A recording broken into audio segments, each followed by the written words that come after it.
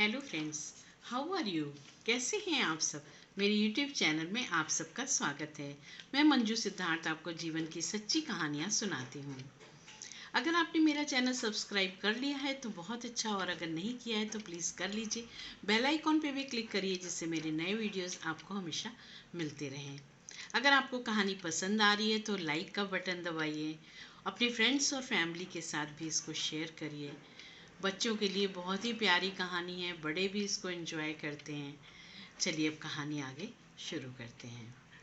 आज मौसम बहुत प्यारा है। चंदा नहा धोकर ब्रेकफास्ट करके घूमने जाने की तैयारी में थी। आज सबने मथुरा घूमने का प्रोग्राम बनाया था। वृंदावन से मथुरा की दूरी अधिक नहीं है। मासी के घर से 6 से 7 किलोमीटर होगी। आज एक खास सवारी का प्रोग्राम था। वृंदावन मथुरा में साइकिल रिक्शा, मोटर रिक्शा, ये सब तो चलता ही है। साथ में तांगा भी चलता है। तांगा घोड़े द्वारा चलाया जाता है। जिस प्रकार पुराने समय में रथ होते थे, वैसे ही तांगे में भी घोड़े लगे होते हैं। रथ में तो कई घोड़े लगे होते थे, परंतु तांगे में एक घोड़ा होता है। साइज में यह रथ से काफ़ी छोटा होता है, परंतु 6-7 लोग आराम से बैठ सकते हैं।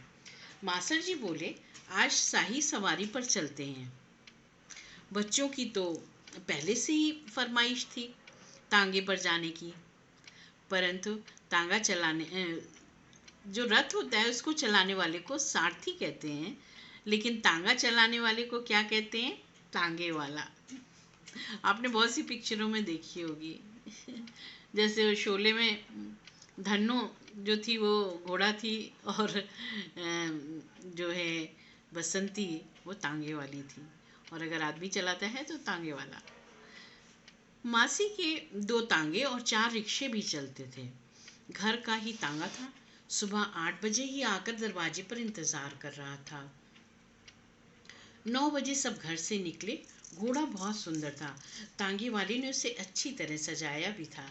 दूधिया रंग के खूबसूरत घोड़े को देखकर चंदा मचल उठी। माँ से बोली, माँ मैं घोड़े पर बैठूंगी।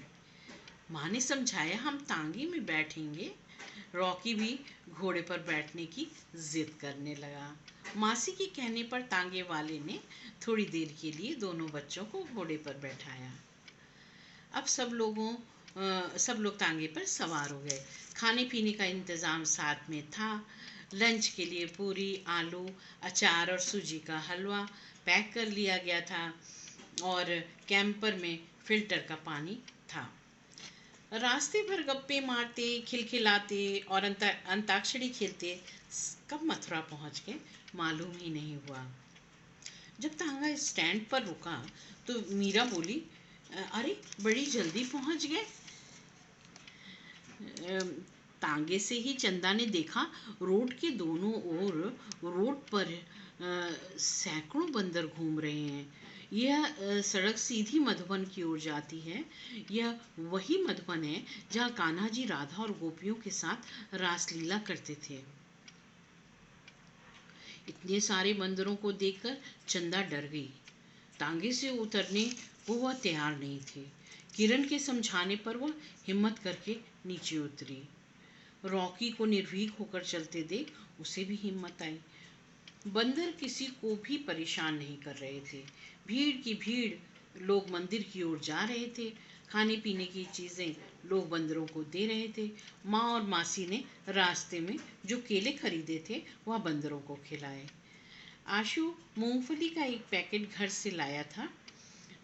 रास्ते भर वह उन्हें खिलाता रहा। आश्चर्य की बात यह थी कि बंदर उसी रोड पर थे। वह रोड एक तरफ मेन रोड से जुड़ती थी, परंतु मेन रोड पर एक भी बंदर नहीं था। कहते हैं बंदरों को यहाँ खाना खिलाने से काफ़ी पुण्य होता है। रोड करीब आधा किलोमीटर की है। अब मंदिर का शानदार खूबसूरत गेट आ गया। सिक्योरिटी चेक के बाद सबने प्रवेश किया। मधुबन बहुत ही बड़ा है। वहाँ की हरियाली तो देखते ही बनती है। बड़े बड़े हरे भरे घास के मैदान थे जहाँ लोग बैठे थे, खा पी रहे थे, बातें कर रहे थे और ठंडी ठंडी मंद मंद बहती हवा का आनंद ले रहे थे। चंदा किरण से बोली, दीदी इतनी गर्मी में यहाँ ठंडक कैसे है? किरण ने बताया, यहाँ हमेशा मौसम अच्छा रहता है, हरियाली बहुत है ना, चारों ओर बड़े बड़े पेड़ हैं, तालाब हैं, हर एक फल के पेड़ यहाँ तुम्हें मिल जाएंगे, फूलों की भी असीम वैरायटी है। चंदा बोली, दीदी मुझे पौंड देखना है। मासी ने कहा, चलो पहले पौंड की ओर ही चलते हैं। माँ बोली, उमा चलो पहले मंदिर का दर्शन कर लेते हैं, नहीं तो दोपहर में मंदिर बंद हो जाएगा।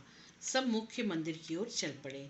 मंदिर बहुत ही भव्य था, बहुत ही खूबसूरत था। सब मंदिर बहुत ही भव्य और शानदार था।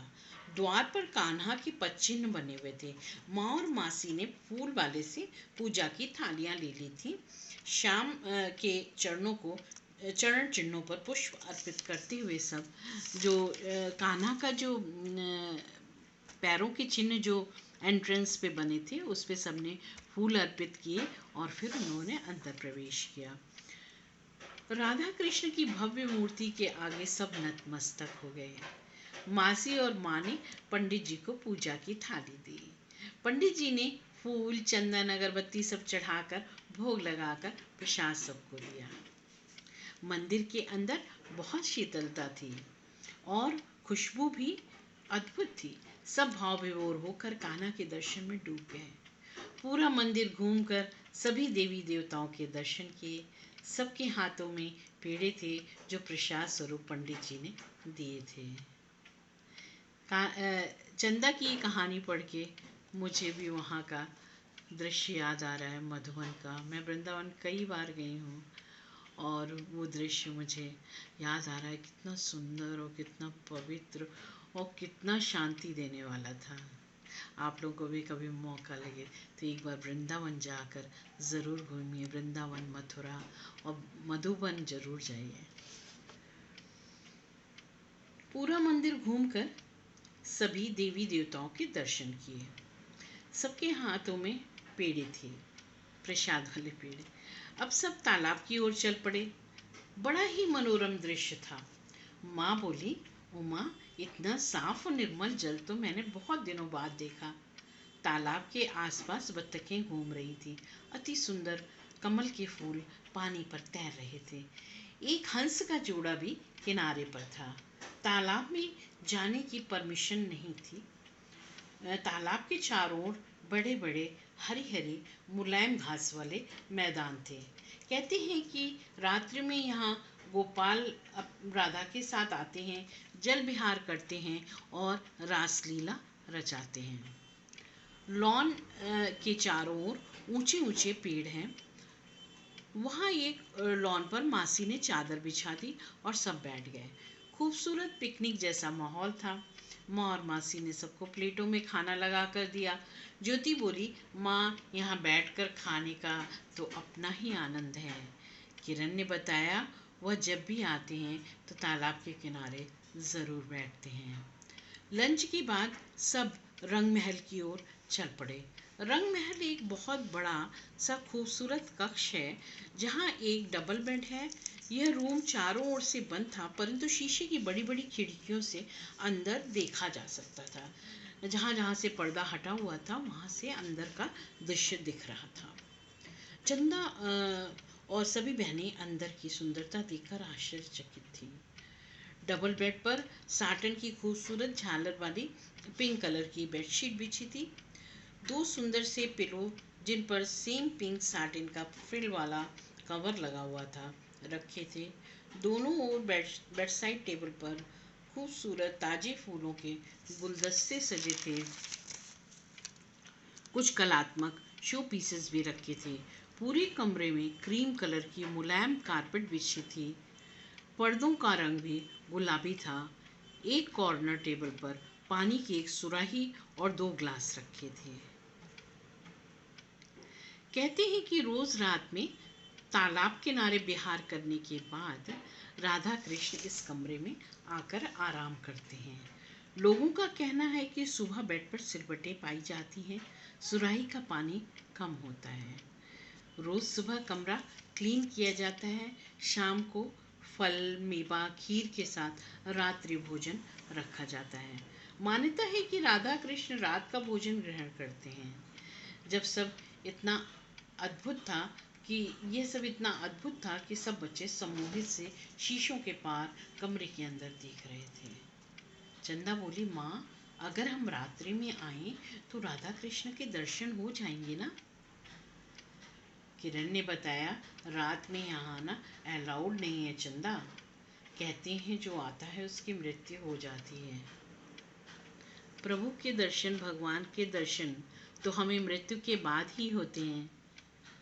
तो अगर जो उनके दर्शन कर लेता है फिर वो उन्हीं के पास पहुंच जाता है, उसकी मृत्यु हो जाती है, उसकी आत्मा को मुक्ति मिल जाती है और वो प्रभु की शरण में चला जाता है। दोस्तों, आज बस इतना ही। फिर मिलते हैं नेक्स्ट वीक आगे की कहानी के साथ। Okay friends, bye, take care, God bless you all, I love you all.